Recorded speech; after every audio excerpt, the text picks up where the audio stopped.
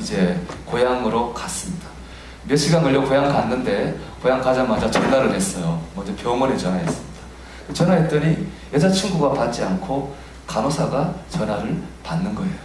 그리고 간호사 말이 몇 시간 전에 그 여자친구는 이미 죽었고 시체는 영안실에 있다는 것입니다. 결국에 이 남자는 여자친구를 사랑하는 제일 좋아했던 바다에 재로 뿌렸습니다. 그리고 이 글을 쓰신 목사님을 찾아와서 제가 읽은 데 나온 얘기인데요. 목사님 찾아서 이렇게 말했습니다. 일본 고베에 지진이 이때 일어났는데 지진으로 5,000명 이상이 죽었다는 기사가 연일 대서특필되어도 그저 남의 일일 뿐이었습니다. 그 정도로 저는 죽음과 저는 상관이 없다고 생각했습니다. 그러나 그녀의 죽음을 보고 비로소 죽음이 멀리 있는 것이 아니라 저와도 함께 있는 것임을 깨닫게 되었습니다. 그렇게 얘기했습니다. 죽은 사람은 말이 없습니다. 결국에 그 죽음의 아픔과 충격은 오로지 산 사람의 몫입니다. 그래서 사랑하는 사람이 죽은 것은 어떻게 보면 곧 내가 죽은 것입니다. 그 청년에 있어서 애인이 죽었다고 하는 것은 뭐냐? 내가 죽었다는 것이겠죠. 그리고 그렇게 죽음을 경험하면 우리가 소리 약간만 낮췄어요. 삶에 대해서 다시 생각해 보게 됩니다.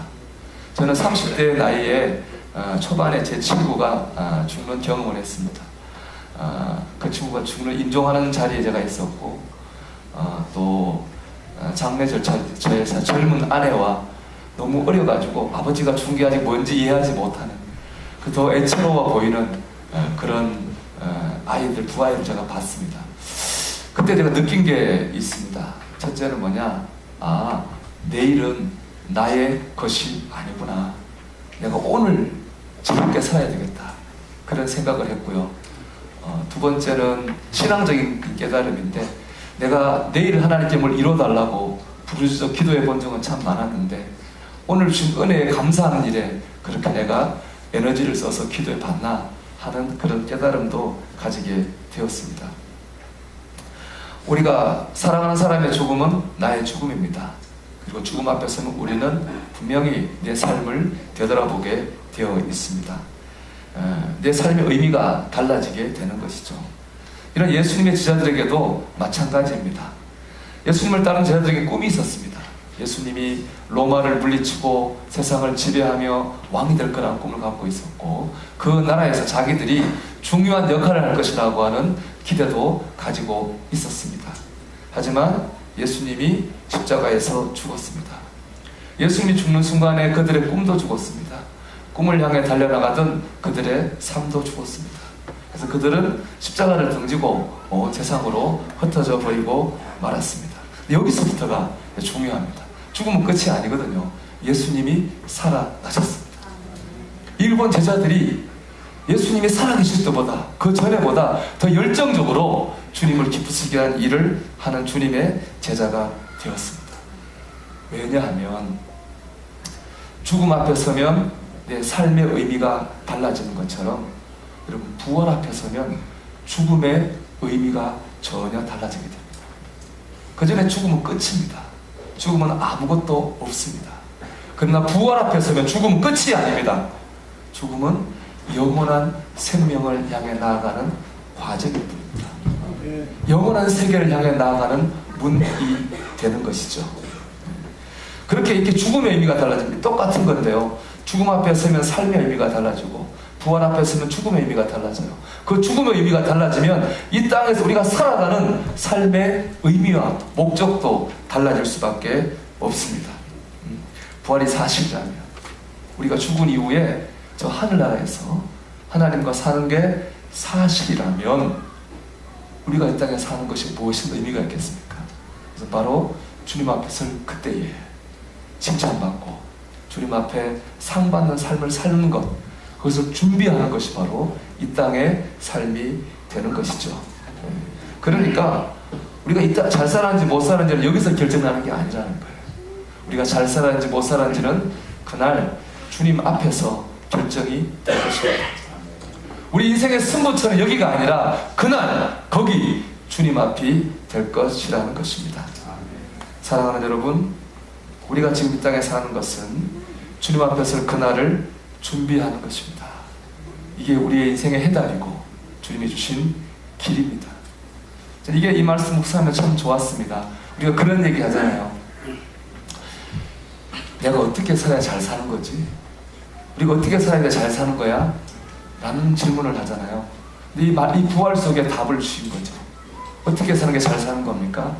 그날 주님 만났을 때에 참 잘했다 칭찬받을 수 있는 그런 삶을 사는 사람이 정말로 잘 사는 사람입니다. 여러분, 이 부활의 삶으로 나오시기를 주의 이름으로 축복합니다. 그리고 이 부활의 삶을 믿음을 붙잡고 살면요, 세상을 이깁니다. 가난을 이깁니다. 질병을 이깁니다. 고난을 이깁니다. 슬픔을 이깁니다. 왜냐하면 부활의 눈으로 보면 이 땅의 가난은 영원한 가난이 아닙니다. 이 땅의 질병은 영원한 질병이 아닙니다. 이 땅의 고난도, 이 땅의 슬픔도 영원하지 않습니다. 그것은 영원한 나라를 향해 가는 하나의 과정일 뿐입니다. 그렇기 때문에 이렇게 고백할 수 있는 거예요. 현재의 고난은 장차올 영광과 좋게 비교할 수 없도다. 여러분, 이 부활의 믿음을 붙드십시오. 그리고 이 세상을 매여 살지 말고 한번 이 부활의 눈으로 여러분의 삶을 보신다면 여러분 고난도 괴로움도 이 부활 안에서 넉넉히 이기실 줄 믿습니다. 무엇보다, 그리고 중요한 무엇보다 이렇게 살아나신 주님께서 우리와 함께 하신다는 사실입니다.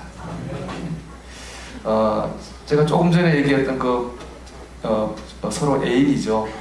그 자매가 죽기 한 달 전에 자기의 죽음을 내다보면서 남자친구에게 쓴 편지가 있습니다. 자, 읽어드리겠습니다. 지금 내 곁엔 마당 가득 새소리, 햇살 먼 파도 소리, 다시 조용해진 방 안에 혼자 있다.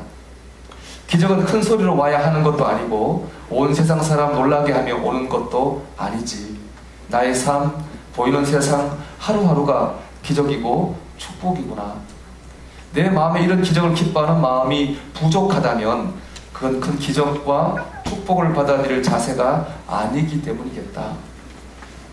내가 엎어져서 자기 속의 어둠이, 끝이라는 숨막힘이, 혼자라는 외로움이 전부라고 울고 있을 때 나를 바로 세우신 주님께서 이 따뜻한 햇살과 맑은 바람과 정다운 새소리까지 내 안에 넘치도록 채워주시고 더 이상 죽어가는 내 안에 갇혀 사는 것이 아니라 세상과 즐겁게 대화하고 서로 나누며 살게 하시는구나. 정말 기적이다. 우리 같이 감사드리자. 오, 즐거워라. 지난날 아침 빛 같은 밝은 마음, 순전한 믿음 부모니 이 마음에 어둠 없어라. 저는 마지막 구절이 너무 좋더라고요. 순전한 믿음 부모니 이 마음에 어둠 없어라. 순전한 믿음 가지니 이 마음에 어둠 없어라. 여러분, 부활의 주님을 내가 붙들면 우리를 둘러싼 어둠이 떠나갑니다. 부활의 신앙을 내가 살아계신 하나님을 내가 지금 붙잡으면 나를 누르고 있는 어둠의 권세가 물러갑니다. 내 삶에 어둠 없어라. 이 부활의 능력을 체험하시기를 축복합니다. 그럼 우리가 어떻게 하면 부활의 능력 안에 살 수 있겠습니까? 여러분, 첫 번째로 예수님을 바라보시길 바랍니다. 예수님이 죽은 것은 내가 죽은 것입니다. 예수님이 다시 사신 것은 내가 다시 산 것입니다. 이것이 부활의 신앙입니다. 오늘 말씀의 핵심 단어는 보면 보이셨다는 말입니다. 보이셨고 보이셨고 보이셨느니라. 주님 부활하신 다음에 제자 베드로에게 보이셨고 500명의 형제들에게 한꺼번에 보이셨고 나중에는 사도 바울에게도 보이셨습니다. 주님 부활하신 다음 가만히 계시지 않고 계속 자신의 모습을 사람들에게 보이셨습니다. 그게 무슨 뜻이겠습니까? 나를 보라는 것입니다. 주님을 보라는 겁니다. 죽음을 이기고 살아난 나를 봐야 된다. 이게 바로 주님의 말씀입니다. 너도 나처럼 살 거야 라고 하는 것을 주님께서 몸으로 보이신 것입니다. 예수님의 죽음은 나의 죽음이고 예수님의 부활은 나의 부활입니다. 여러분, 다시 살아나신 주님을 바라보십시오. 바라보고 또 바라보시면 그 주님을, 살아계신 주님을 바라보고 또 바라보시면 우리가 부활의 능력을, 세상을 이기는 힘을 얻게 될 줄 믿습니다. 두 번째는 교회 생활을 열심히 하십시오. 사실 예수님이 부활하기 전에는 교회라는 공동체는 이 땅에 없었습니다. 예수님이 부활한 다음에 예수님의 부활을 본 사람들이, 야, 우리가 어떻게 하면은 예수님 다시 만날 때 잘 칭찬받는 삶을 살 수 있을까? 어떻게 하면 좋지? 하고 모인 공동체가 바로 교회라는 공동체입니다. 그들이 모여 처음 하는 건 뭐냐? 일요일 날 모여서 부활하신 주님을 기억하고 서로 찬양했습니다. 왜 일요일이냐?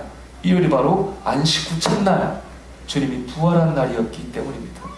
그래서 그들은 일요일을 썬데이라고 부르지 않고, 이날은 썬데이가 아니야. 세상적으로는 썬데이지만 이날은 주님이 부활하신 날, 로즈데이, 주님의 날이야 하고 이날을 주일로 부르게 되었습니다. 그러니까 교회도 주일도 사실은 부활의 결과입니다. 부활이 없었다면 교회도 없을 것이고 이 주일도 없을 것입니다. 그러면 교회도 주일도 예수님이 부활하셨다고 하는 역사적 증거가 되는 것이죠. 예배한 그들은 예배하는 데 그치지 않고 주님을 기쁘시게 하는 삶을 살려고 노력했습니다. 왜냐? 그래야 주님한테 칭찬받으니까. 그들이 서로 사랑했고 예수님이 진리를 세상 가운데 전하는 삶을 살았습니다. 교회는 주님이 부활하셨다고 하는 증거이자 부활의 삶을 준비하는 공동체입니다. 여러분, 교회를 귀히 여기십시오. 제가 지난 주간에 이제 새벽 기도를 하는데 주님이 제 학창 시절을 보여주시는 거예요. 인간으로 생각하면 제가 기도하다 잡념에 든 거죠. 중학교 3학년 때부터, 중학교 2학년 때부터 고등학교 3학년 5년을 한 2시간을 보여주시는데 잡념을 떨치고 기도해야 되는데 너무 좋아서 거기 있었습니다. 제가 5년 이렇게 믿었는데 저희 고향은 경상북도 영천입니다. 저희 집은 영천여기에 있었거든요. 저희가 다니는 교회는 삼사관학교 안에 있는 충성대교회를 다녔어요. 꽤 먼 길이에요. 보통 이제 순조롭게 하면 2시간, 안 순조로만 3시간도 걸리는 그런 거리였거든요. 그런데 교회를 나름대로 열심히 다녔습니다. 그래서 제가 지금 목사가 됐습니다. 그리고 4대조까지 제사를 드린 저희 집은 하나님을 예배하는 그런 믿음의 가정이 되었습니다. 저만 그런 것은 아닙니다. 사실 그때 저하고 비슷한 환경에 있던 친구들이 여러 있었습니다. 똑같이 가정에 예수를 믿지 않고 환경이 넉넉하지 않고 집이 저처럼 먼 친구들이 있었거든요. 같이 신앙생활을 했죠, 이제에서. 지금도 만나는데 정말 다 잘 삽니다. 물론 세상적으로도 하나님 복 줘가지고 다 잘 삽니다. 근데 더 감사한 건 교회 안에서도 열심히 합니다. 이렇게 만나서 얘기해 보면은 한 가지 맡은 친구 없습니다. 다 2가지 이상.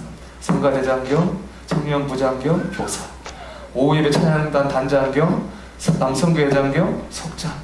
한 친구는 사업하는데 사업반, 선교반을 하고 있고요. 다른 친구는 잘 나가는 사업을 아예 접고 목사의 길로 들어서기도 했습니다. 물론 그 중에 제일 잘 나간 건 저입니다. 저는 어릴 때부터 목사를 했기 때문에 그렇습니다. 생각해보면 우리가 어떻게 이럴 수 있었을까? 더 중요한 것도 믿음의 가정도 다 이뤘습니다. 다 믿는 사람들이었거든요. 어떻게 이랬을까를 생각하면 우리가 한 건 교회 다니는 것밖에 없습니다. 저는 그게 너무 감사했어요. 저희가 한 건 교회 다니는 것밖에 없습니다. 그냥 교회를 다녔고 교회를 열심히 다니려고 노력했는데 하나님께서 믿음의 가정도 이루고 교회도 섬기는 우리 다 형제, 우리 친구들을 되게 하셨습니다. 제가 5년 다닌 교회를 딱 2번 빠졌습니다. 뭐 몸이 아파 빠진 것도 아니고 시험 보느라 빠진 것도 아니고 제가 삐져서 교회를 빠져봤어요. 학생부 선생님들이나 친구들이 저의 눈물의 기도를 몰라주는 것 같아요. 저의 순전한 열정을 몰라주는 것 같아요. 내가 얼마나 섬기는지 몰라주는 것 같아요. 그래서 내가 빠져보면 교회가 흔들흔들할 거야 생각을 가지고 2주를 교회를 안 나갔습니다. 그래서 3주째 고개를 딱 들고 이제 의기양양하게 고개를 딱 눈에 힘을 딱 주고 교회를 갔습니다. 교회가 좀 막 이렇게 문제가 있을 줄 알았거든요. 놀랍게도 교회가 아무 일도 없는 거예요. 너무 아무 일도 없어요. 그때 깨달았어요. 내가 잘못 생각했구나. 교회는 하나님 끌고 가시는 거구나. 그 다음부터는 안 빠집니다. 그래가지고 그때 깨닫고 배웠습니다. 우리는 교회 안에서 배우고 깨닫고 훈련받습니다. 우리는 교회 하나님을 예배하고 우리는 교회 하나님의 일을 합니다. 교회 안에 있는 게 얼마나 감사한지 모르겠습니다. 사랑하는 여러분, 부활하신 주님을 바라보십시오. 그리고 주님의 교회 안에서 열심히 하십시오. 그게 우리가 부활의 삶을 살아가는 길인 줄 믿습니다. 오늘 주님이 살아나셨습니다. 여러분 주님을 바라보십시오. 예수님처럼 죽을 거고 예수님처럼 다시 살게 될 것입니다. 살아나신 주님께서 여러분과 함께 하십니다. 이 주님과 동행하는 부활의 삶을 사시기를 주님의 이름으로 축원합니다. 우리 함께 찬송 드리겠습니다. 찬송가 165장을 찬송하겠습니다.